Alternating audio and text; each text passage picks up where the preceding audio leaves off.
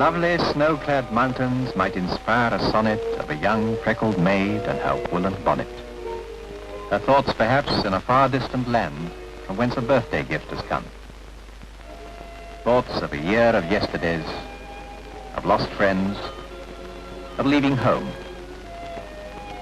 An enviable 10th birthday in an enviable world of mountains which God made and then broke the mold.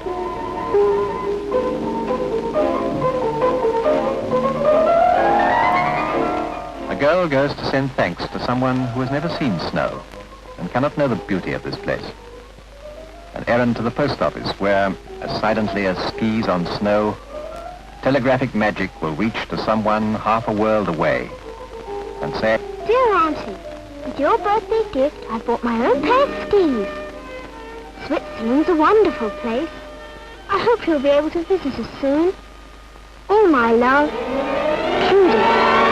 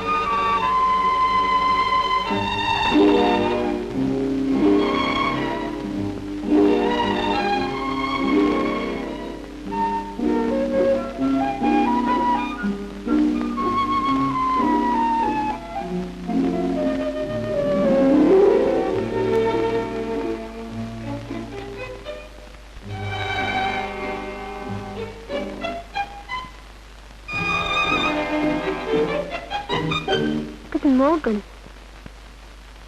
Guten Morgen is Swiss for good morning. A new language for Trudi, who was by no means a native of this mountain land.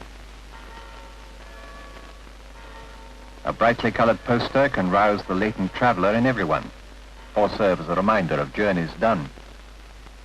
Trudi's memory wanders back to a beach near East London, South Africa, where she waited for a ship to bring her to Europe. So long ago, it seems. But memory in a child is crystal clear. And there is magic in the faraway distance where the Indian Ocean meets the African sky.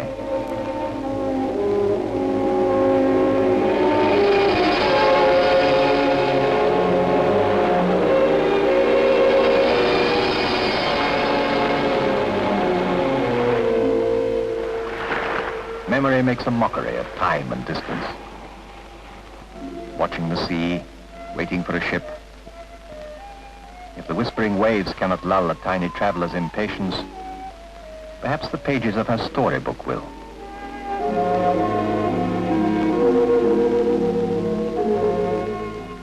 So Marina the mermaid set out on her journey. She paused on a rock to take a last glance at the familiar places she had known since childhood, and sang farewell to the much-loved friends she would leave behind her, like Silvertail and his brother. She turned excitedly to the sea and swam into the limitless ocean, thrilled with her daydreams of strange lands, building fairy castles in the air. Castles in the air. Castles in the air. A castle in the air may perchance, by some fairy interference, be transformed into a castle on the sea.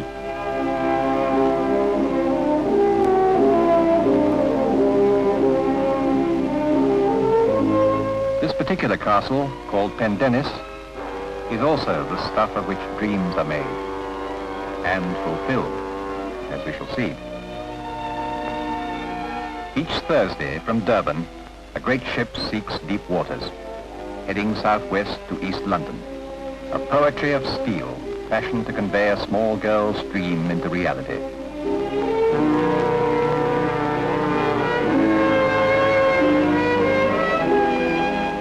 And Durban says, farewell, the elements be kind to thee.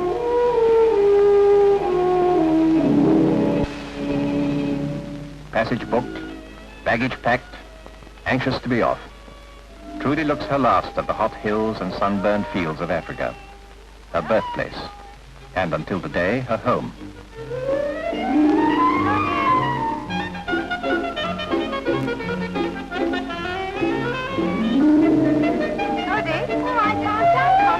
A call from her aunt provokes a tremulous thought, the fear especially felt by children that fate will destroy the happy expectancy.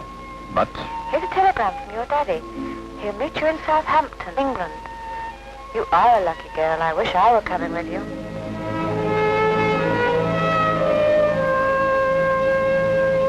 Now wait here till I come back. her father has preceded Trudi to Europe, and today begins the long-awaited journey to rejoin him. For years more accustomed to the gentle rustle of a sugarcane plantation, the rending sounds of giant machines, the noise and bustle of a busy port, make her more eager to be gone.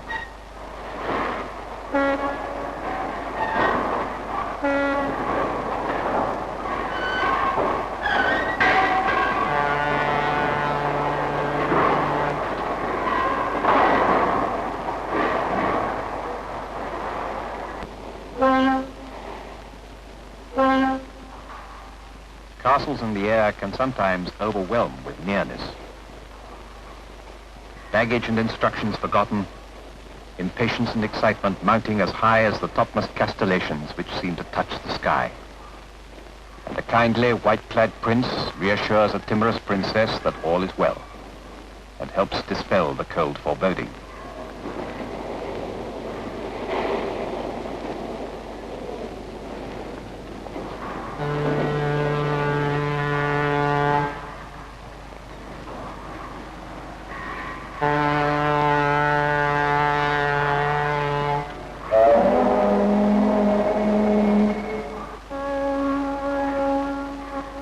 All is indeed well. Good care and kindliness will attend her. And now the moment of departure cannot come too soon for her.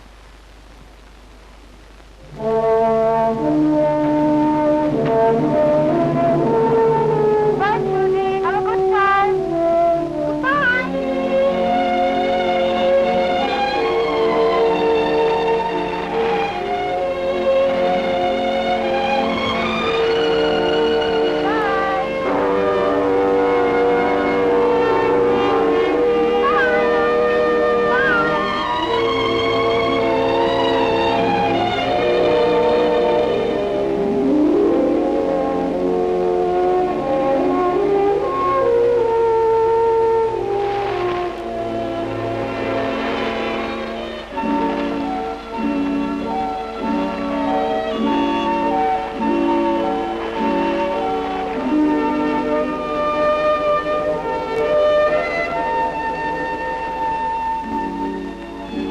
Weeks of pleasurable anticipation have come and gone.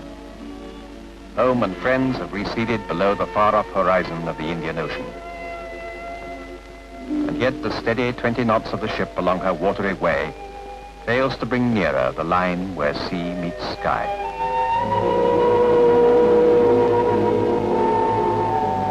Dear Daddy, That's a long, long way to England. The sea and the sky. Two things enormous before which all others shrink. The awe-inspiring prospect of such a scene and of the vast distances yet to be crossed may make a small heart quail and create a well of loneliness.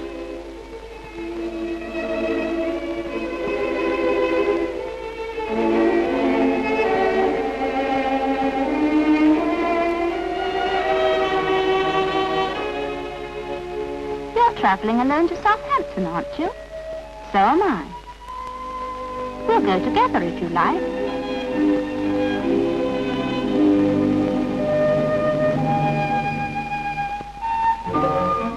The end of the first day. With one friendship made and the motherly attentions of the stewardess, the earlier anxiety is banished. She may have cried a little, but then everyone has to find their sea legs one way or another.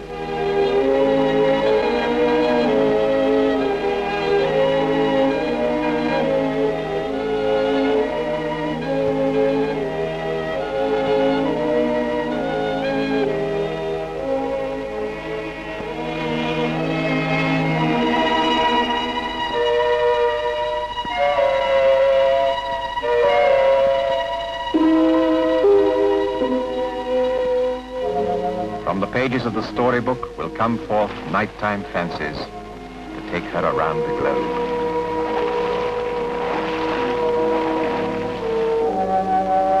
That night, Marina rested on a floating raft of sea fern. A friendly sea anemone asked her where she was going. A long, long way, she said. You may come with me if you like. And they drifted on and on through the enchanted night.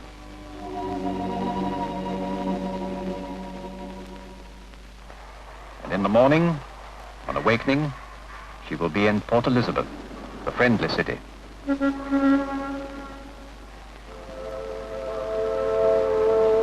Like many others, this port was merely a stopping place on the ancient route to the east. The founding of the nation that now lies behind was incidental. But the history of wool and ivory, gold and diamonds cannot occupy a young mind thinking only of today. Thinking of friends her own age, and perhaps how fortunate is that boy to be at home, not like herself, uprooted.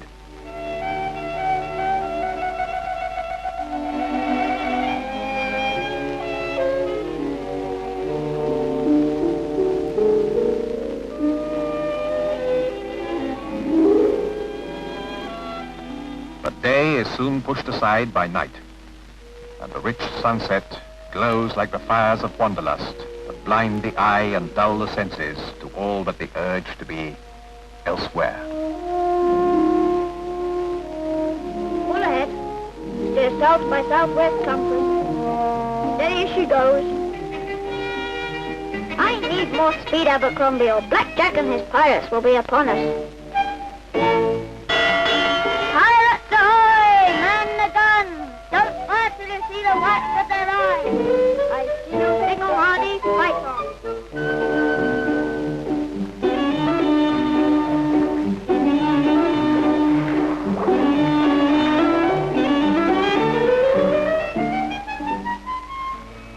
Surrender to those cutthroats?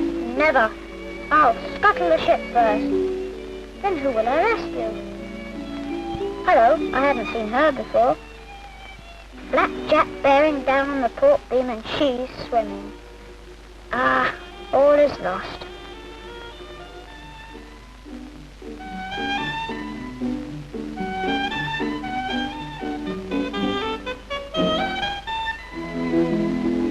Some children's adventures are in themselves. For others, the yarns that are spun are much more fun, though sometimes with sailors to be taken with a pinch of salt.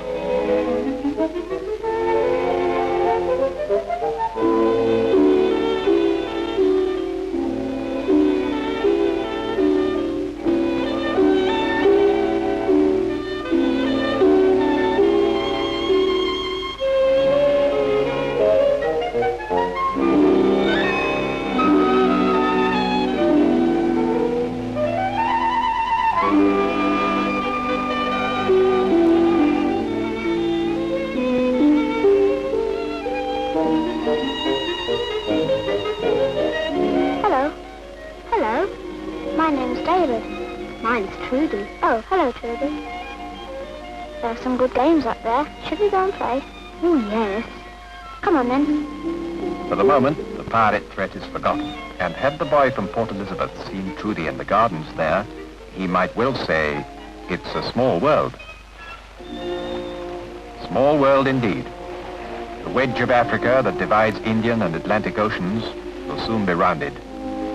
And tomorrow, Cape Town.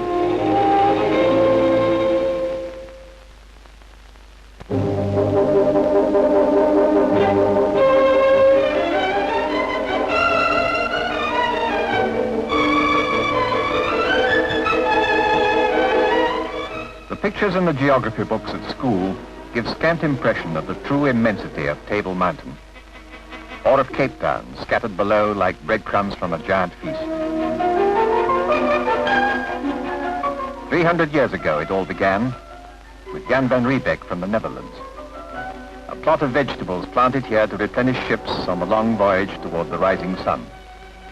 And from this, the seeds of colonization spread across a continent.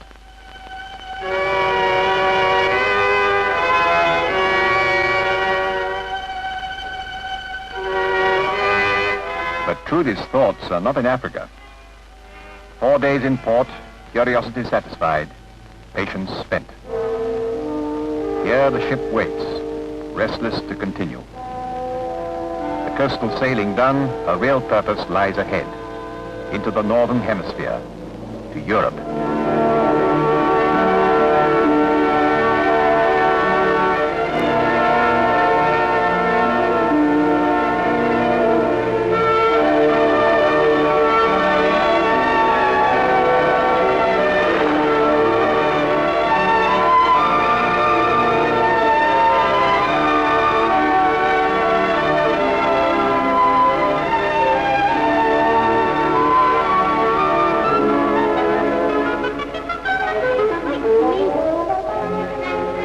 Thus the Royal Mail ship sets forth to cut the broad Atlantic from south to north. Cocooned on an ocean for 14 days, perfectly insulated from the frowning world, yet able to enjoy its comforts and luxuries.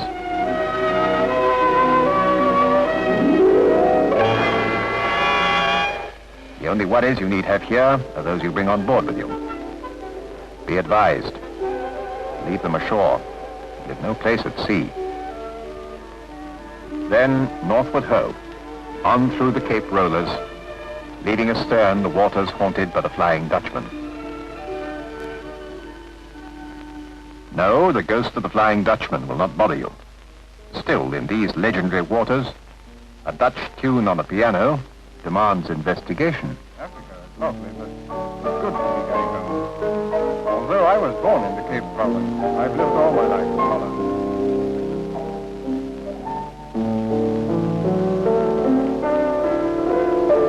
Hello. I was telling this lady about Holland. Have you ever been away to Holland? Imagine then a flat lowland, much of it reclaimed from that ancient enemy of the Dutch, the North Sea. Hundreds of windmills built in years gone by to ceaselessly pump the water infiltrating beneath the land and create a latticework of canals. God made the world, 'tis said, but the Dutch made Holland.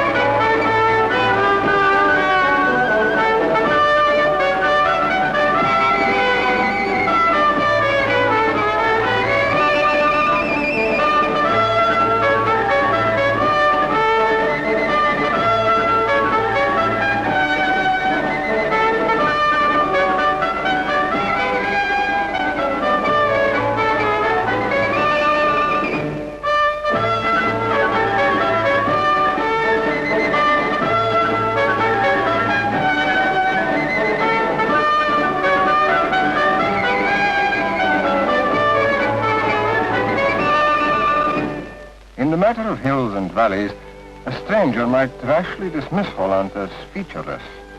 But you know, if nature diminishes one thing, she accentuates another. And the country is a carpet of color. Good earth, once cold beneath the waters of the North Sea, and now a sea of flowers.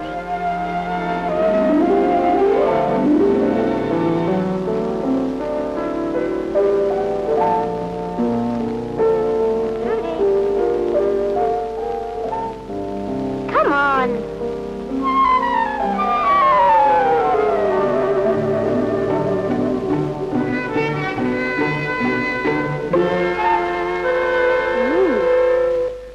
Would you like a ride on the horse? Oh, yes, please. Good company on a journey makes the way seem shorter.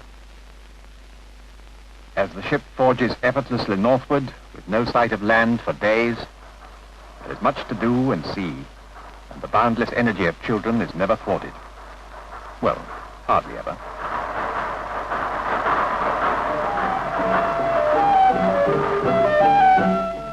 The 7th day out of Cape Town. Pendennis Castle, in approaching the equator, has ventured into the traditional domain of Neptune, ruler of the deep. Who can tell what she may find there?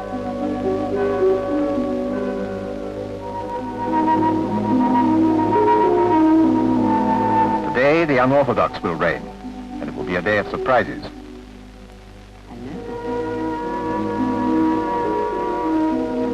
Though the illusion must be short-lived, Trudi thinks that she's found her mermaid.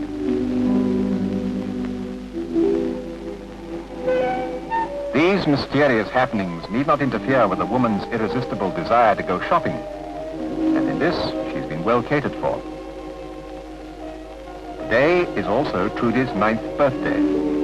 And in this glass and chrome emporium is a pink sequin doll, which she's long admired. It only remains for her friend to indulge in a little subterfuge.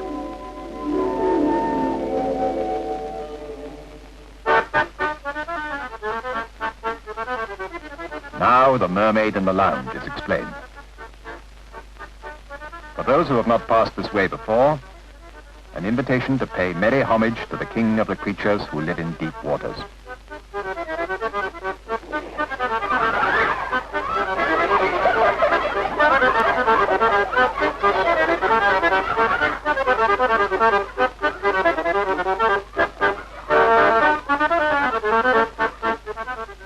Gentle initiation and a tongue-in-cheek certification that the novice has crossed latitude 0 and is a worthy equatorial traveler.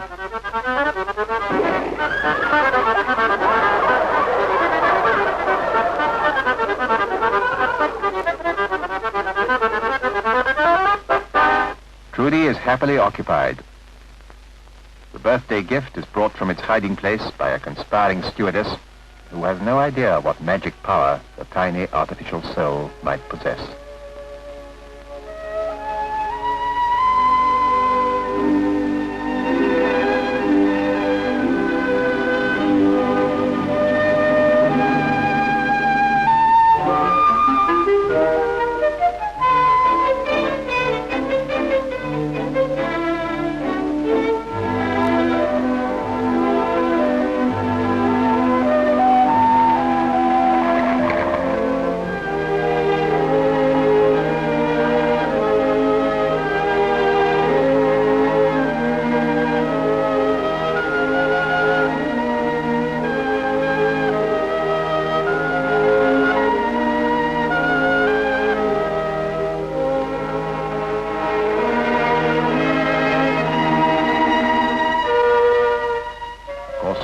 Is called Marina and seems to like the name. Meanwhile, Sir Walter Raleigh, commander of the man-of-war Pendennis, relaxes between battles. It sorely tries a sailor's patience to be bothered with such feminine nonsense.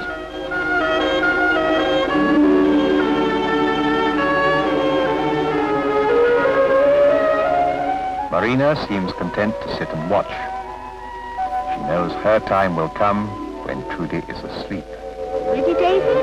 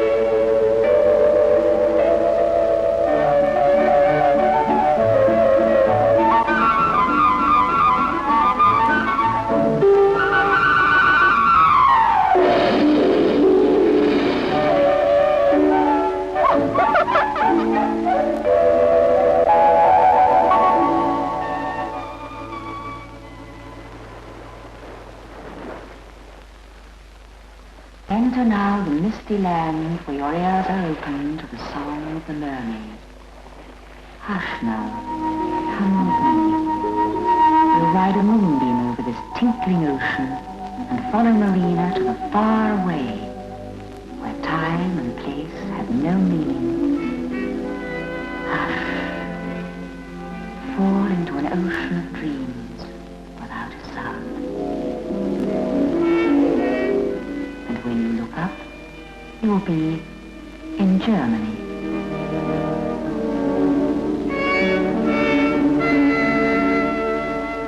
In this land, they have always known how to build castles in the air, and their history is full of such construction.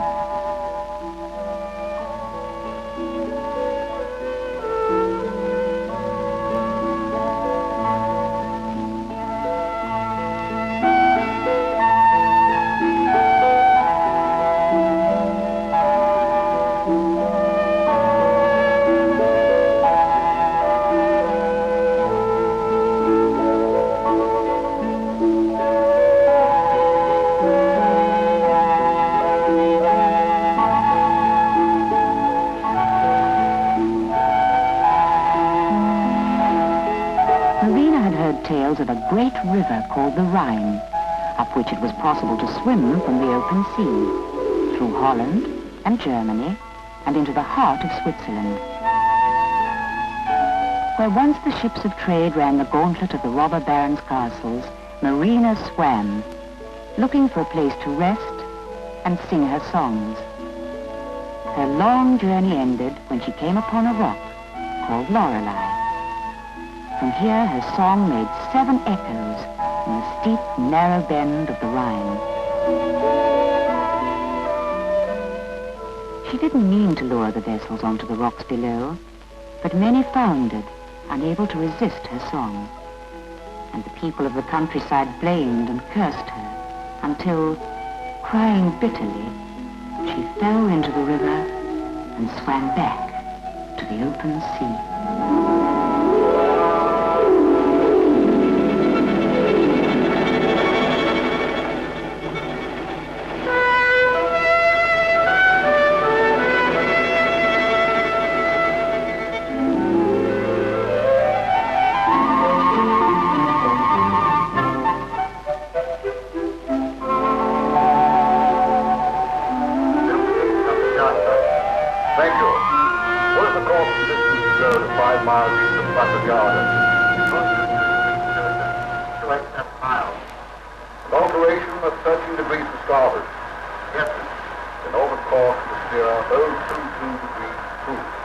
They shouldn't really be here, but with the seas calm and skies clear, the captain can take time off from his center of intricacies to explain the way of a ship. Beyond Las Palmas, ever northward, cleaving the seas which as rapidly close behind her, and leave no sign upon the water that others can follow.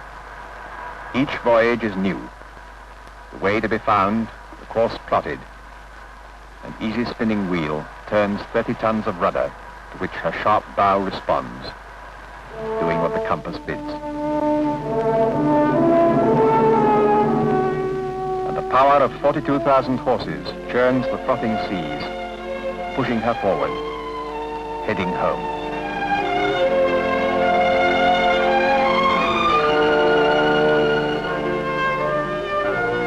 By now, well-seasoned travelers, those on board fall prey to the 2 opposing sentiments always engendered towards journey's end.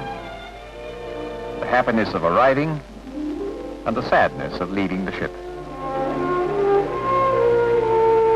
And though Trudi is naturally anxious to be reunited with her father, she too has caught the ecstasy of travel, of new places, new faces.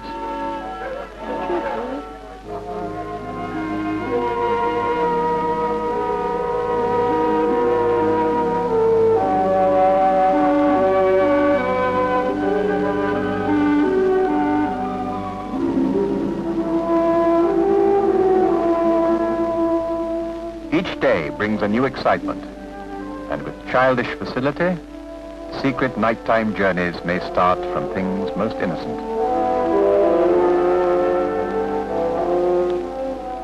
This jot of human cargo has touched the hearts of several who conspire to make her way especially happy, unspoiled by loneliness.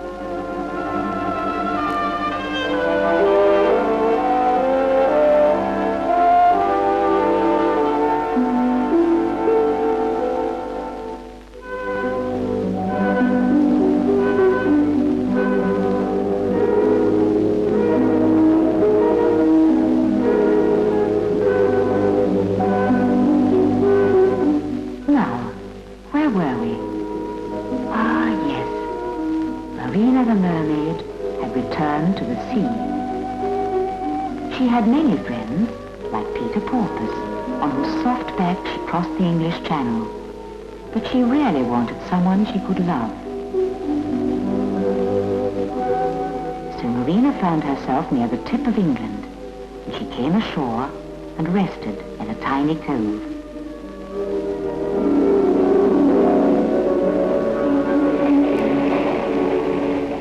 She took the seashell charm, said the rhyme, and lay back waiting for the spell to work and change her tail into legs. Then she walked into the Celtic land of Cornwall.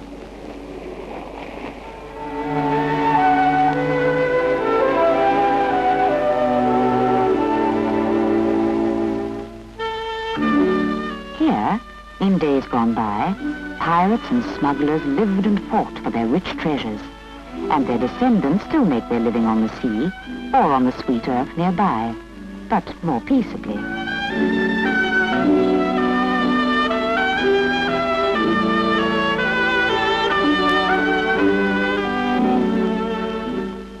Marina thought she heard a man singing, and the sound of his voice drew her many ways, searching. She crossed the land where 3,000-year-old history is clearly writ for all to see. But the man she sought was not on the high hills, where ancient Britons began a race of men as hardy as the walls still standing, nor by the ruined tin mines of past prosperity.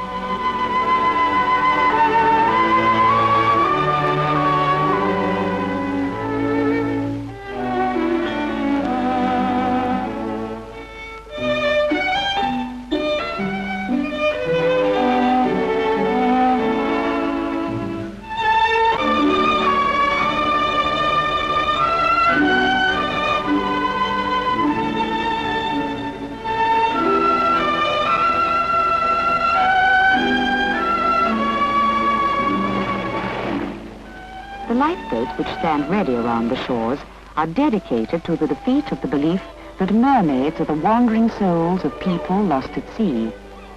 It isn't so. And the sea urchins, which here means shells and not the boys who harvest them, could tell the truth if modern youth knew the secret of their speech.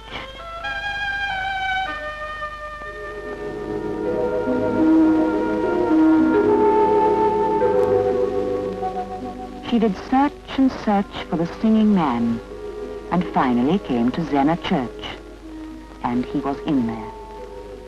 So she waited and waited, and the hand which marks only the sunny hours passed around many times. But inevitably, the magic that is mermaid claimed him. He saw her, fell in love with her, and went back with her to the sea.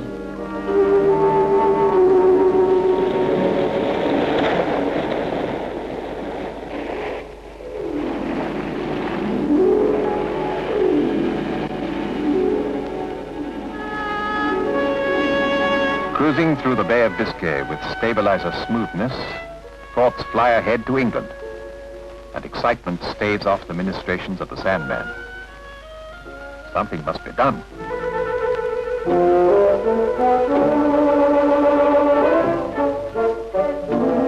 At the bottom of all mischief, there is a woman. And when there is devilment afoot, the tough sea captain may become just a boy. David? Come on.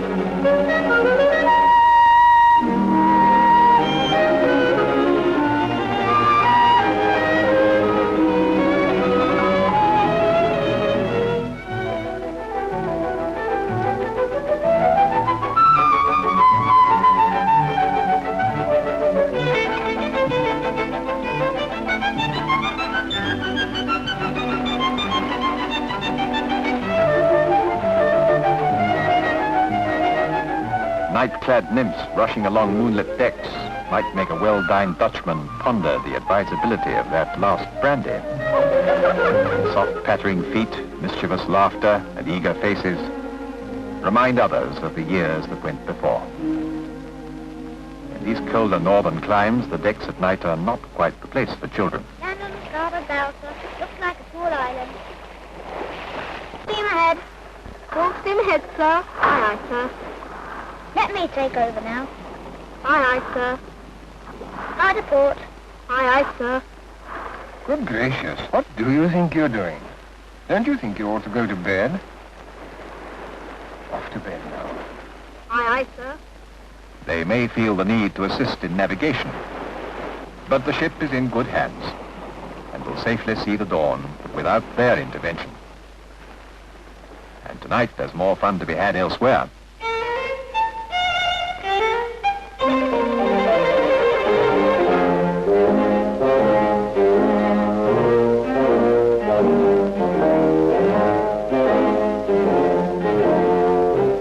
Their dress is a little incongruous, but no one will mind.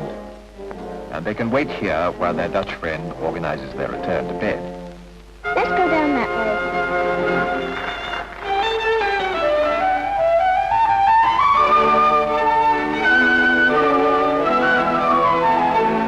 On this, the last night but one at sea, a spontaneous entertainment is often given by those on board who may have a talent in that direction.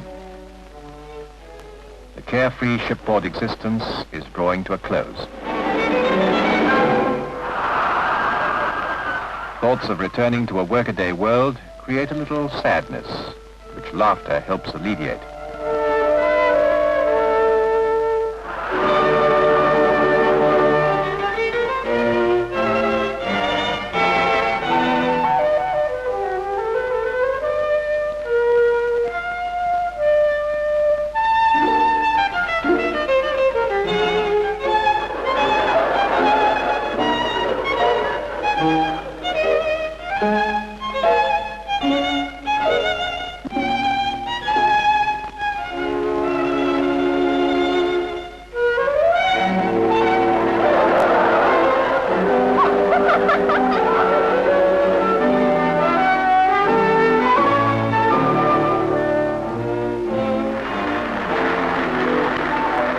They've come a long way together, and it is by no means the first time that romance has blossomed on the high seas. All good things, unfortunately, have a habit of coming to an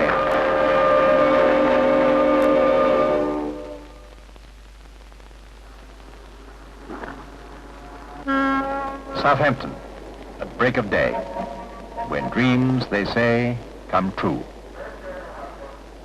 Majestically, she berths. 7,000 miles of immense ocean lie behind her, and all the while, grace and good disposition have attended her. She has safely brought her people and her cargo and drawn far places near. At last, in England, rich in medieval associations, for long the inspiration of Trudi's storybooks, and now at hand. "We'll meet you at Southampton, England," said the telegram from Daddy. For a small traveler accustomed to the ordered solidity of this ship, a dockside rendezvous in what is to her a foreign land may well seem flimsy. Will he be there?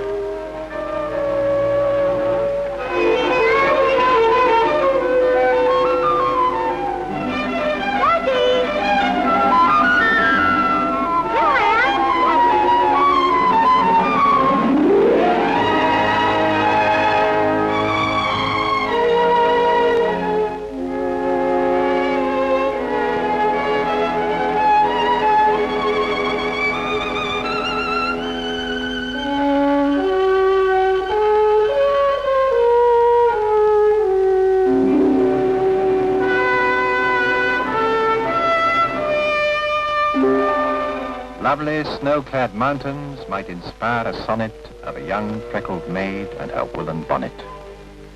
Her thoughts, perhaps, in a far distant land from whence she has been transplanted. Now, with new friends and neighbors, her roots will go down, and she will flourish all the wiser and happier for her travels from Africa.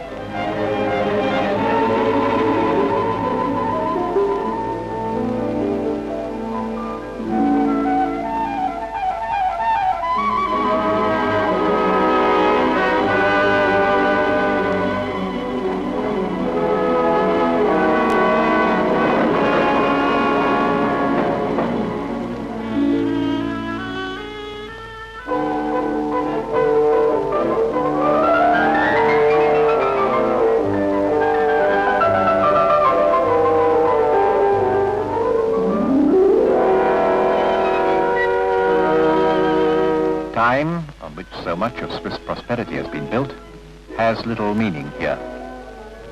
In this wintry paradise, life is unhurried and graceful.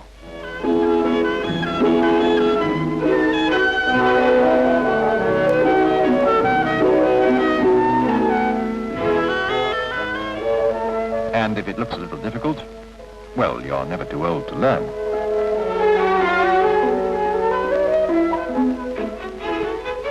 Or perhaps you would rather turn to skiing, the king of winter sports. Unconfined as is the skater, free to roam wherever there is snow.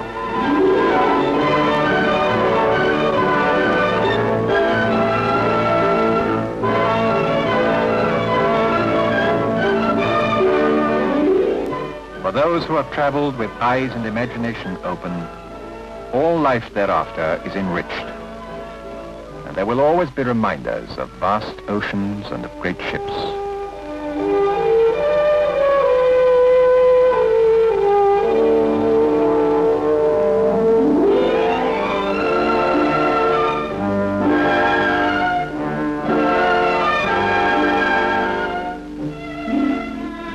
Thus we leave Trudi, with her warm memories of yesterday looking backward with a smile, and all her bright tomorrows calling welcome across the mountain.